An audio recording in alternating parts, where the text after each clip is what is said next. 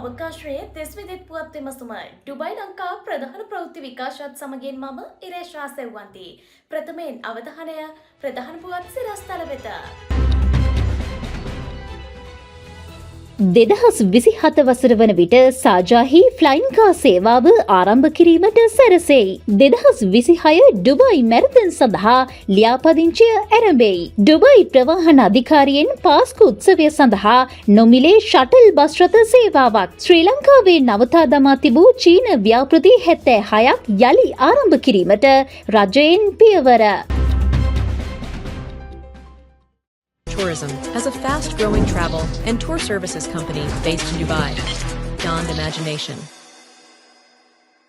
2027 වසර වන විට සජාහි ෆ්ලයින් කා සේවාව එළිදැක්වීමට සූදානම් බව වාර්තා වනවා.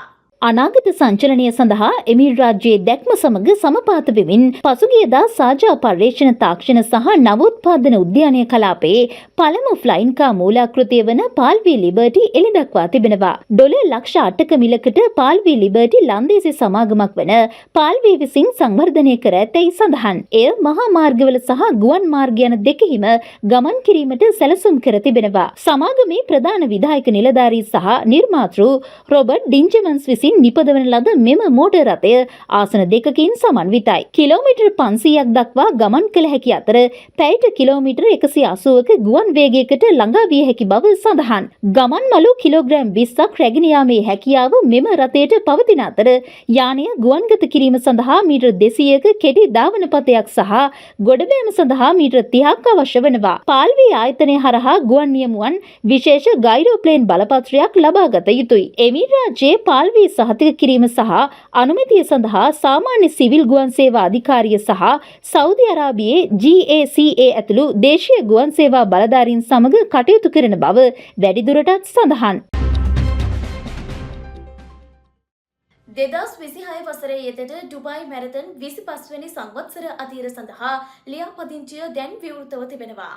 එක්සත් අරාබි එමිර් රාජ්‍යයේ ක්‍රීඩා දිනදර්ශනයේ වැදගත් ඉසව්වක් වන ඩුබයි මැරතන් තරගය 2026 වසර සඳහා නිල වශයෙන් ලියාපදිංචිය විවෘත කළා. එහි 25 වැනි සංවත්සරයේද මෙවර යෙදී තිබීම විශේෂත්වයක්. ලොව පුරා සිටින ධාවන ක්‍රීඩක ක්‍රීඩිකාවන්ට මේ සඳහා ආරාධනා කර ඇති අතර 2026 වසරේ පෙබරවාරි 1 වෙනි දින තරගය පැවැත්වීමට නියමිතයි. 1998 සිට ඩුබයි මැරතන් ප්‍රවීණ සහ ආධුනික ධාවකයන් ආකර්ෂණය කර ගනිමින් ගෝලීය ක්‍රීඩා සංදිස්ථානයක් බවට පත්ව තිබෙනවා. පෙරවසරවල මෙන්ම විවිධ කුසලතා මට්ටම් සපුරාලීම සඳහා ප්‍රධාන ධාවන කාණ්ඩ 3කින් යුක්ත වන අතර ඊට කිලෝමීටර් 42.195 වන ෆුල් මැරතන්, කිලෝමීටර් 10ක් වන රෝඩ් රේස් සහ කිලෝමීටර් 4කින් යුතු ෆන් රන් ඊට ඇතුළත්.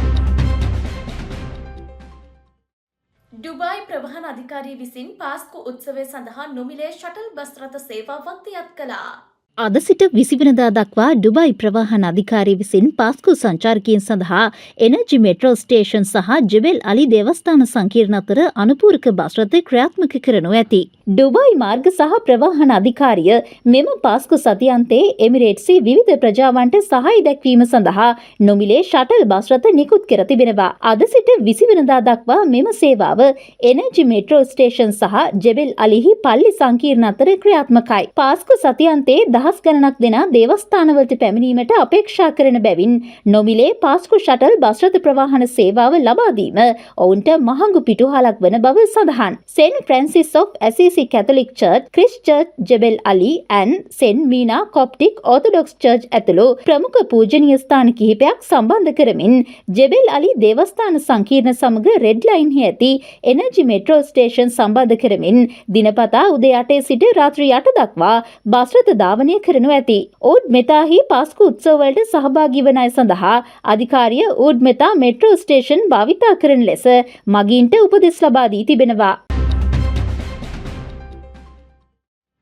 ශ්‍රී ලංකාවේ නවතා තිබූ චීන ව්‍යාපෘති 76ක් යලි ආරම්භ කිරීමට තම රජය කටයුතු කරන බව ජනාධිපති අනුර කුමාර දිසානායක මහතා සඳහන් කළා.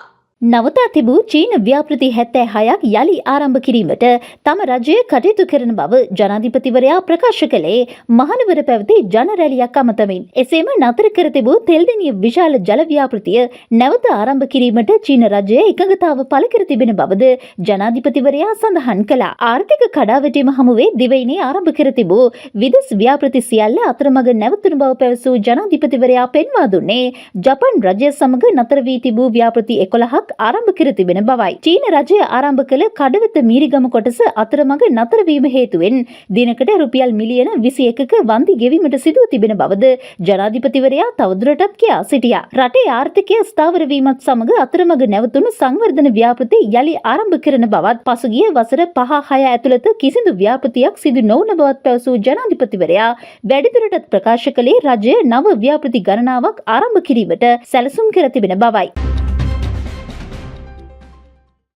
ඒත් සමගින් අදට නියමිත ප්‍රවෘත්ති ප්‍රකාශය මෙන්නිමාවට පත්වෙනවා. ඔබට සුබ රාත්‍රියක්. ආයුබෝවන්.